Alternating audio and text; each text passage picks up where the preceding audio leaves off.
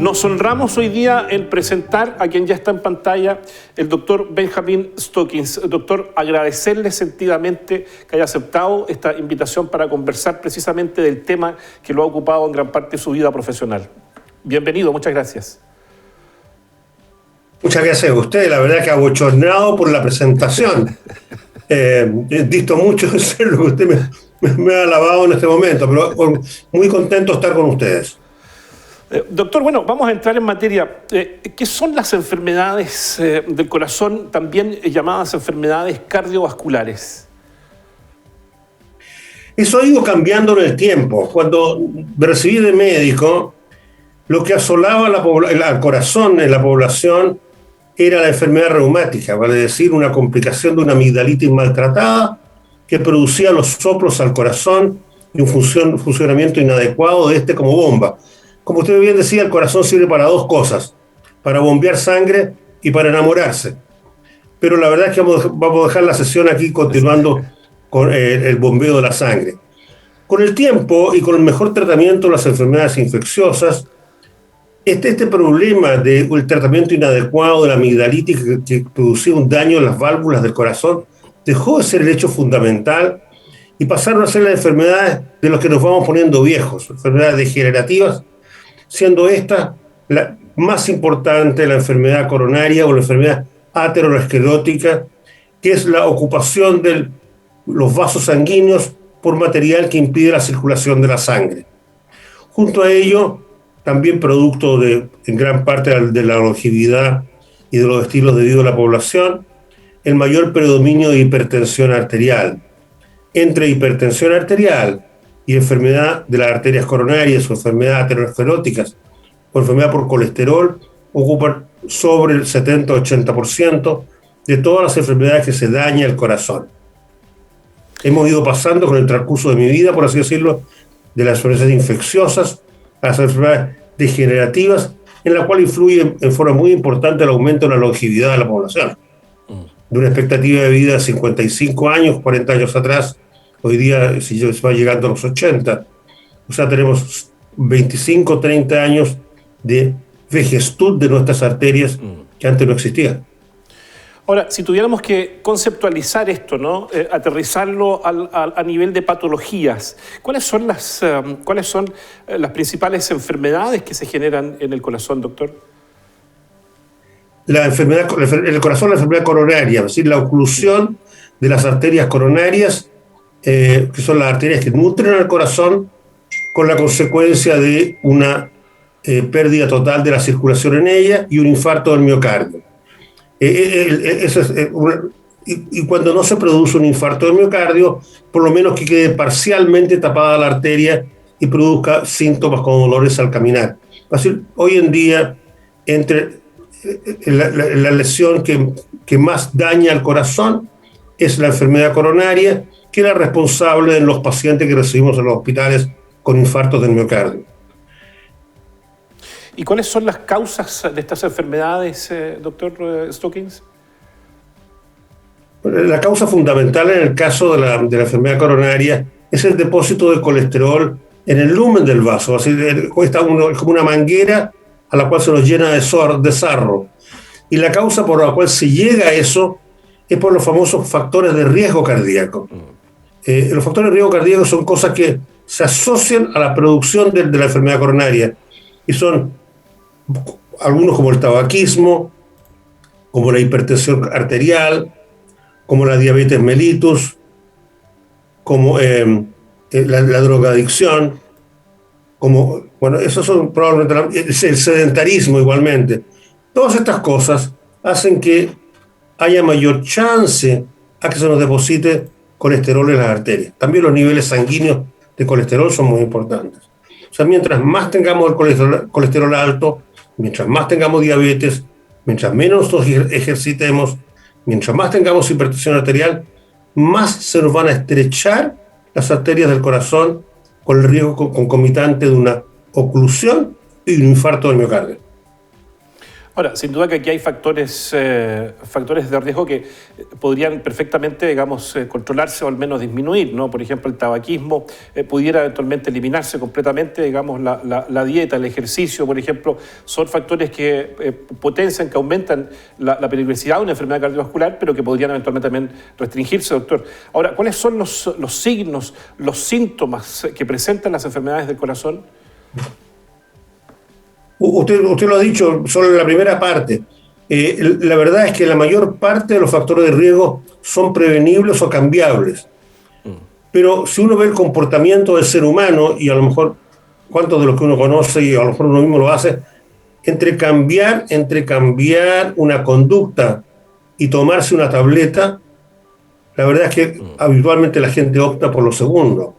Cambiar hábitos es muy fácil de decir, pero no es tan fácil de hacer.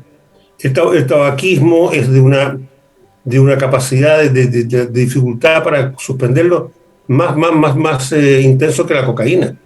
Entonces, el dejar el factor, el adiestrarse, el caminar, hasta hace poco tiempo atrás el hacer ejercicio en Chile, andando en bicicleta, significaba ser potencialmente un donante de órganos, porque la posibilidad de que a uno lo atropellaran y lo mataran era muy alta. Es decir, cambiar hábitos es muy importante. La obesidad. Chile tiene 70% de población obesa. Y yo creo que todos los que estamos un poco pasados en peso estamos rogando poder bajar. Y no es difícil. O sea, cambiar hábitos es lejos lo más importante, pero es lejos lo más difícil de cambiar. Ahora, ¿cuáles son los síntomas? Si yo tengo una manguera, que es la cañería, la arteria coronaria, la cual en vez de tener un lumen interno totalmente permeable, abierto para que pase la sangre, y ahora no pasa, los primeros síntomas habitualmente son que la persona al hacer una actividad, para decir, cuando su corazón en esas circunstancias requiere que le llegue una cantidad determinada de sangre, el hecho de estar parcialmente tapado hace que la persona le venga dolor al pecho, un dolor opresivo, aquí al medio del pecho, con una plancha la estuviera cargando, que se produce fundamentalmente cuando la persona hace actividad física. Frecuentemente se corre hacia el cuello, hacia las mandíbulas, y si la persona deja de hacer la actividad física, como subir rápidamente una escalera, o tomar cosas muy pesadas, o correr hacia la micro, desaparece en 5 o 10 minutos. Esto se llama dolor coronario o angina de pecho, y traduce que hay una arteria parcialmente tapada. La circunstancia que sucede cuando la arteria se tapa totalmente, cuando ahora ya no es que pase menos sangre, sino que se acaba en un 100% la sangre que pasa, el síntoma es el mismo, pero mucho más intenso. Ahora ya es un ferrocarril aplastando el medio del pecho, que aunque la persona se quede tranquila, no modifica el dolor, dado que está todo tapado, ¿vale? Es decir, no hay modificación del requerimiento de oxígeno. O sea, el dolor, el síntoma fundamental cuando yo tengo las arterias tapadas es el dolor. Si está tapada parcialmente, un dolor que aparece con el ejercicio y cede con el reposo. Cuando está tapado en un 100%, un dolor que habitualmente no se pasa con nada y la persona siente una sensación de muerte y es llevada habitualmente a un hospital donde se puede actuar tratando de abrir ese vaso. De manera oportuna. Ahora, ¿de qué manera, doctor, el avance tecnológico ha ido permitiendo diagnosticar de mejor manera las enfermedades del corazón? ¿Cómo se diagnostican hoy día estas enfermedades, doctor? Lo fundamental, como en todas las cosas de medicina, es el interrogatorio del paciente. Yo le hablé fundamentalmente que el paciente iba a quejarse de dolor. Así yo tengo que ser capaz de interrogarlo y que el dolor que él me cuente no sea un dolor debajo de la tetilla, no sea un dolor que se le corre para las piernas, pues eso no va a ser un dolor del corazón. Esto requiere lo que se llama una muy buena anamnesis, un interrogatorio adecuado. La segunda cosa en grado de simpleza y de costo es el electrocardiograma. El electrocardiograma ya ha cumplido 200 años de vida, sigue siendo un examen tremendamente aún útil y nos puede orientar en forma muy significativa en la mayor parte de los casos si el paciente está cursando con un infarto del miocardio. Luego, existen otros exámenes como el ecocardiograma, pero si vamos orientados en la línea del infarto del miocardio, el siguiente paso es tratar de poder abrir la arteria coronaria mirándola primero, para lo cual se pincha la arteria radial, aquí en la muñeca, se sube con unos catéteres hasta el corazón, se inyecta esta arteria coronaria que uno supone que está tapada o que está parcialmente tapada, y se inyecta con medio de contraste que nos muestra cómo está. Y si la arteria se encuentra parcialmente ocluida o ocluida, tratamos de abrirla con unos globitos y luego insertamos una malla como la parte de atrás de un lápiz de pasta, que se llama un stent, y ese entonces es el que recupera la circulación. Pero nuevamente insistirle, es fundamental el cómo interrogar al paciente, que lo debe saber hacer cualquier médico en todo Chile. 2, contar con un electrocardiograma.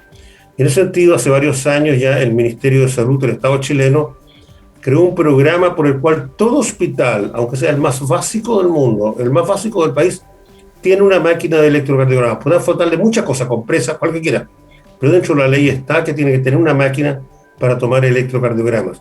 Y no solamente eso, pensando que la mayor parte de los doctores se les puede haber olvidado cómo informar un electrocardiograma, esto va a una central en Chile que se le informa.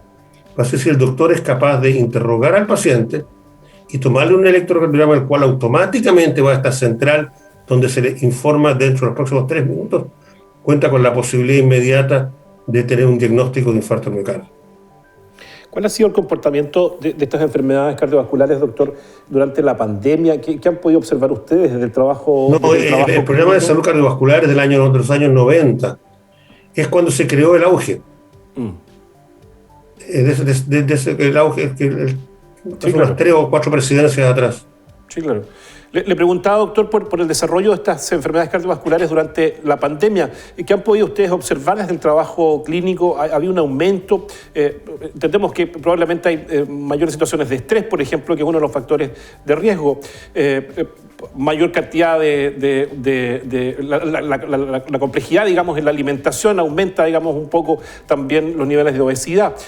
¿Cuál ha sido desde la mirada de ustedes del trabajo clínico el desarrollo que ha presentado las enfermedades cardiovasculares en el contexto de COVID-19? Bueno, no hay duda que la pandemia ha significado aumentar el sedentarismo, aumentar el aumento de peso a la población, y ha significado que el paciente con coronavirus tenga más chance a desarrollar enfermedad coronaria, y si la hace, tiene más chance de desarrollar un infarto del miocardio, y si tiene un infarto, tiene mucho más chance de que este sea más grave que una persona que no tiene el coronavirus.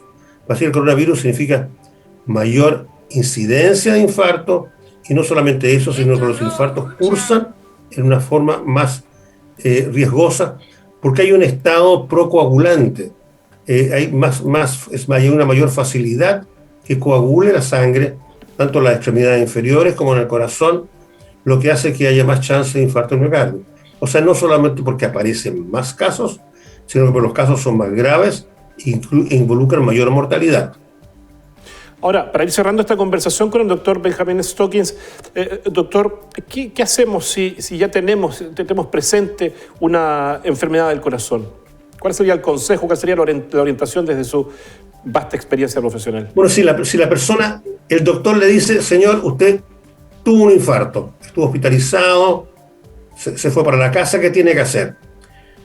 El proceso, si la persona tiene 50 años, le quedan 30 años de vida para que en el resto de sus arterias, o para que en la misma arteria que se afectó, se vuelvan a tapar.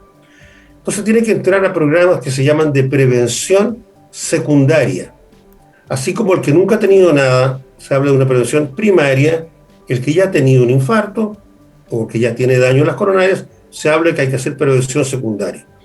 Y la prevención secundaria tiene, obviamente, como sentido uno, el cambio de hábitos, en que es muy importante porque la mayor parte de la gente que deja de fumar cuando tiene un infarto, porque ve la muerte sentada al lado de su cama, ¿verdad? O sea, hacer mucho mejor por cambiar los hábitos y tomar medicamentos que probadamente son efectivos. Y en ese sentido, déjame hablar fundamentalmente de 2. 1, la aspirina, y 2, un medicamento que baja el colesterol que se llama las estatinas. Las estatinas y y la aspirina han sido los medicamentos que más han cambiado el curso del pronóstico de estos pacientes por la así llamada prevención secundaria, o sea, prevención en una persona que ya desarrolló la enfermedad, unido obviamente a los cambios de hábitos. O sea, no tiene ningún sentido estar haciendo todo esto si la persona sigue fumando, ¿verdad? Es como estimular el ejercicio, que no es fácil, en Chile no es una cosa fácil, pero todo eso, intentar bajar de peso, recordar, ¿no es cierto?, más del 70% de nuestra población es obesa con sobrepeso. Así que una vez que ya se tiene, como digo, intentar con mayor ahínco el cambio de hábitos, y dos, ser muy insistente en la prevención secundaria. Hay otros fármacos también, unos beta bloqueadores, ARA2, pero hay dos que son los fundamentales: la aspirina y las estatinas. Esos dos medicamentos van a ser cruciales y nadie los debería dejar de tomar. Nadie debería decirle que su doctor le diga ya se le pasó el colesterol, ante lo cual corte el medicamento. Ya está lejos del infarto, corte la aspirina. No, esos son fármacos, los fármacos que más han probado que podemos cambiar el curso y tener, por lo tanto, menos chance de volver a tener un infarto miocardio. El doctor Benjamín Stokins conversando con nosotros en cuando llegue la tarde. Muchísimas gracias por esta conversación, doctor. Que tenga muy buena tarde en lo que queda. Usted también, y muchísimas gracias por las palabras, ¿verdad? Y por la entrevista. Que esté muy bien.